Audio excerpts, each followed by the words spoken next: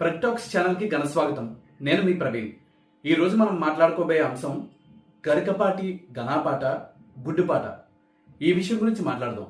అయితే ఇక్కడ మనం ఆలోచించాల్సిన అంశం ఏంటంటే ఆయన కేవలం ఒక్క నిమిషం పాటు మధ్యాహ్న భోజనం పథకం గురించి చేసిన వ్యాఖ్యలు ఇన్ని వేల మంది లక్షల మంది స్పందించేలా చేస్తున్నాయి. ఎంత చర్చకి దారితీసాయి అంటే ఊరికనే అవ్వరండి మహానుభావులు.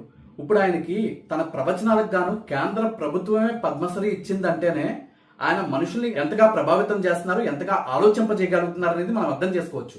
ఇక్కడ ఆయన మాట్లాడిన అంశం 100% కరెక్టే. అంటే అందరూ చెప్తున్నట్టు, ఆయన తిడుతున్నట్టు, ఆయనకి నెగిటివ్ గా కామెంట్స్ పెడుతున్నట్టు ఆయన అంత వ్యతిరేకార్థం వచ్చేలాగా ఏమీ మాట్లాడలేదు. ఆయన తన మనసులో ఏమనిపించిందో అది స్పష్టంగా చెప్పారు. ఆ చెప్పిన విషయం కూడా చాలా మంచి విషయం. కానీ మాట్లాడిన విధానంలో కొంత చేంజెస్ ఉండొచ్చు.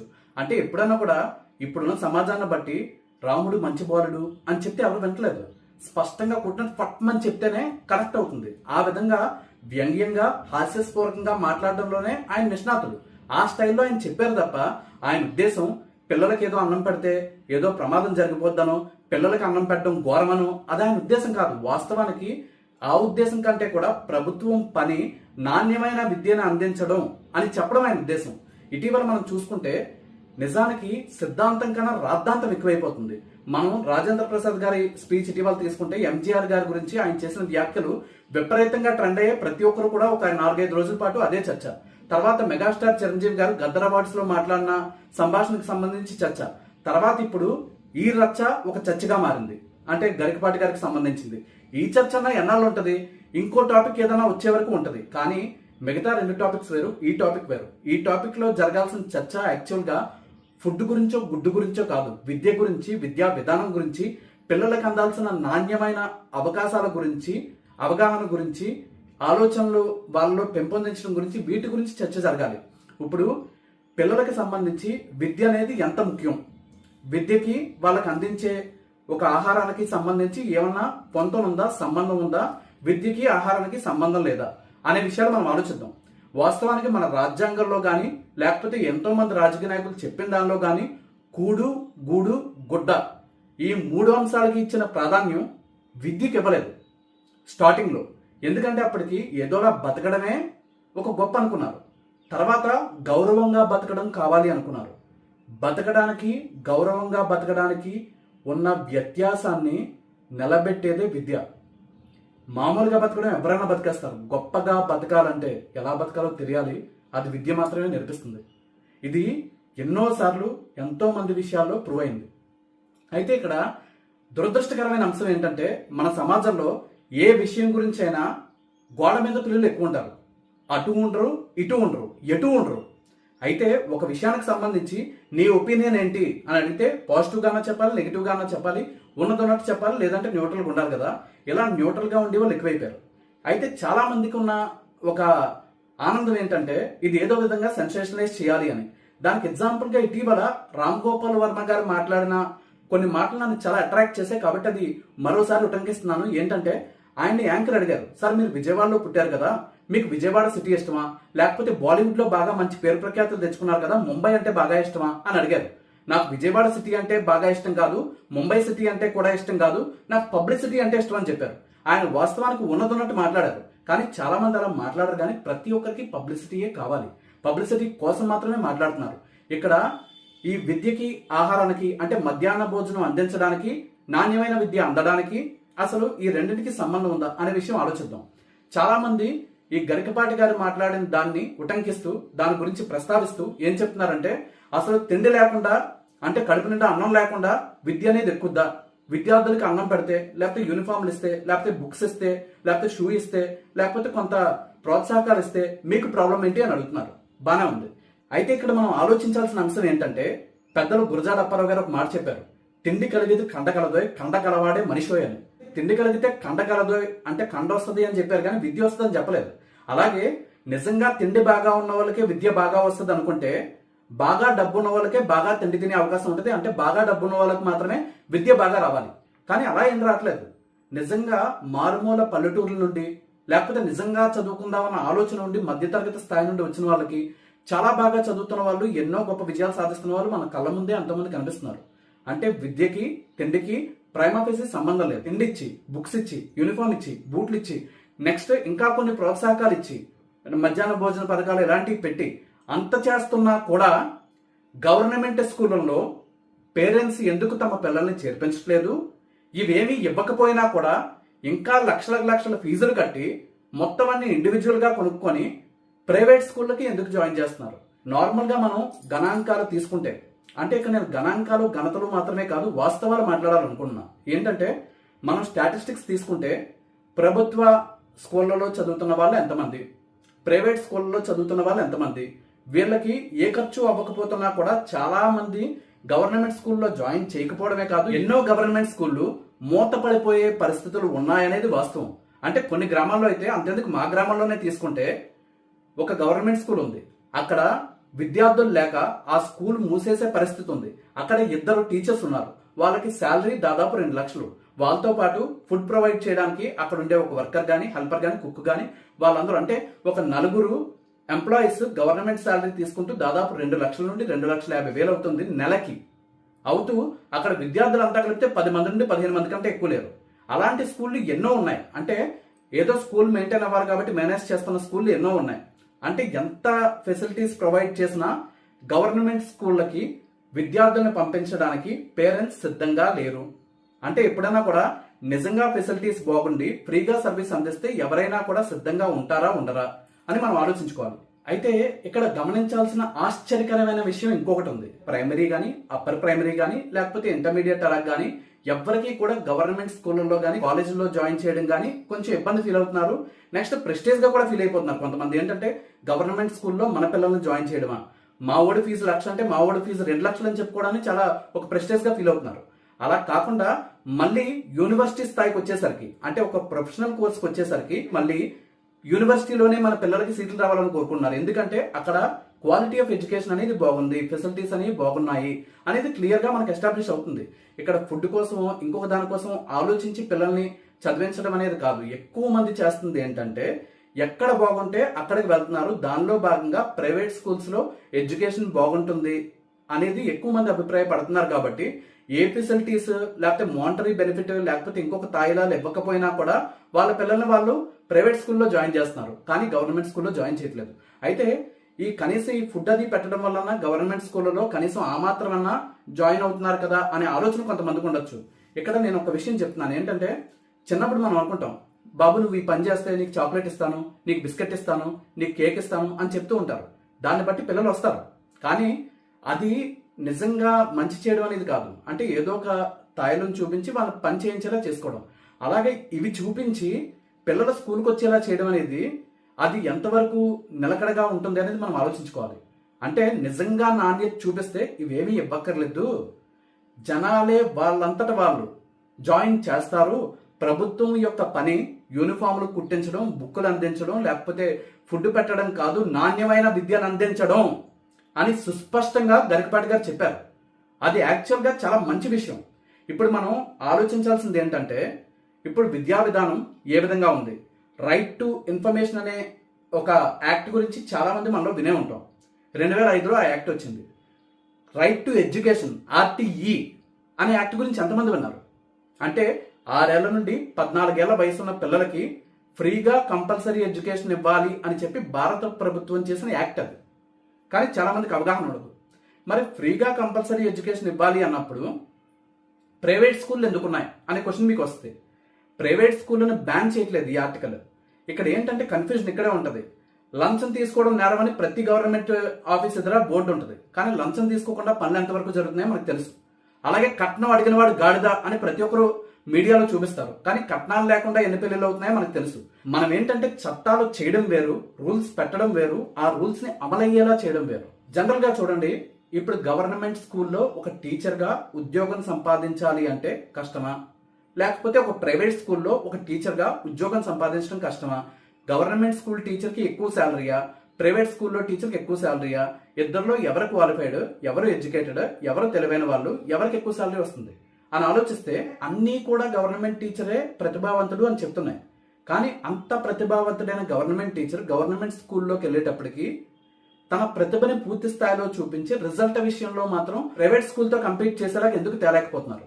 ఒక ట్రైనింగ్ ఇచ్చి, అంత సెలక్షన్ ప్రొసీజర్ పెట్టి, అంత శాలరీ ఇచ్చి, అన్ని ఫెసిలిటీస్ ఇచ్చి, అంత బాగా చేసిన గవర్నమెంట్ ఎంప్లాయీస్ని, గవర్నమెంట్ టీచర్స్ని ప్రజలు ఎందుకు నమ్మడం లేదు? ప్రైవేట్ స్కూల్లో మనకు తెలుసు, అంటే పెద్ద పెద్ద కార్పొరేట్ స్కూల్స్ గురించి నేను మాట్లాడట్లేదు. చాలా ఊర్లలో చిన్న చిన్న స్కూల్స్ ఉంటాయి. అక్కడ ఏంటంటే ఈవెన్ 10th ఫెయిల్ అయిన వాళ్ళు కూడా 5th క్లాస్కి 6th క్లాస్కి టీచ్ చేసేస్తూ ఉంటారు. అంటే వాళ్ళ క్వాలిఫికేషన్ ఉండదు, వాళ్ళకి స్టాండర్డ్స్ కూడా ఎక్కువ మందికి ఉండవు. అయినప్పటికీ కూడా అక్కడే ఎందుకు జాయిన్ చేస్తున్నారు? డబ్బులు ఖర్చు పెట్టి, నెక్స్ట్ మధ్యాహ్న భోజనం ఉండదు, మిగతా ఫెసిలిటీస్ ఉండవు, అన్ని డబ్బులు పెట్టే కొనుక్కోవాలి. అయినప్పటికీ కూడా అక్కడే ఎందుకు జాయిన్ చేస్తున్నారు అంటే ఇక్కడ మనం ఆలోచించాల్సిన అంశం అదే. కనీసం గవర్నమెంట్ స్కూళ్ళల్లో టీచర్స్ గా ఉండి టీచ్ చేస్తున్న వాళ్ళ పిల్లలనైనా కూడా అక్కడ జాయిన్ చేసే పరిస్థితి ఉందా? ఎందుకు జాయిన్ చేయట్లేదు? నిజంగా గవర్నమెంట్ స్కూళ్ళు వెలిగిపోతున్నాయి, నాడు నేడు బ్రహ్మాండంగా మార్చేస్తున్నాం అని ప్రతి ఒక్క గవర్నమెంట్ చెప్తూనే ఉంది. మరి అలాంటప్పుడు రాజకీయ నాయకుల పిల్లలనో, మనవలనో, మనవరాలనో గవర్నమెంట్ స్కూల్లో జాయిన్ చేస్తే వాళ్ళు ఎంతో ఆదర్శంగా ఉంటారు. గవర్నమెంట్ స్కూళ్ళలో గవర్నమెంట్ ఉద్యోగులు ప్రతి ఒక్కరి పిల్లల్ని జాయిన్ చేయాలి అంటే మనం చేసే పని మీద మనకు నమ్మకం ఉంది, గవర్నమెంట్ ఉద్యోగుల మీద గవర్నమెంట్ ఉద్యోగులకి నమ్మకం ఉందని ప్రజలు విశ్వసిస్తారు. మనం చేసే దాని మీద మనకే నమ్మకం లేకపోతే ప్రజలు మనల్ని ఎలా నమ్ముతారు? ముందు ఏ విషయం అన్నా కూడా రాజకీయంగా ముడిపడి ఉంటుంది. శాసనాలు చేయాలన్నా, చట్టాలు చేయాలన్నా, చట్టాలు అమలవ్వాలన్నా అవన్నీ కూడా రాజకీయాల మీద డిపెండ్ అవుతాయి. అలాంటప్పుడు ఆలోచించండి, రాజకీయ నాయకులే స్వచ్ఛందంగా తమ పిల్లల్ని, తమ మనవళ్ళని, తమ మనవరాళ్ళని అందరినీ కూడా గవర్నమెంట్ స్కూళ్ళలో జాయిన్ చేస్తే ప్రజల కోసం పక్కన పెడదాం. ఒక్క క్షణం ఆలోచించడం, కనీసం వాళ్ళ పిల్లలు, వాళ్ళ మనవళ్ళు, వాళ్ళ మనవరాళ్ళ కోసం అన్న ఆ వ్యవస్థని అత్యద్భుతంగా ఇంప్రూవ్ చేసే విధంగా వాళ్ళు ఆలోచిస్తారు.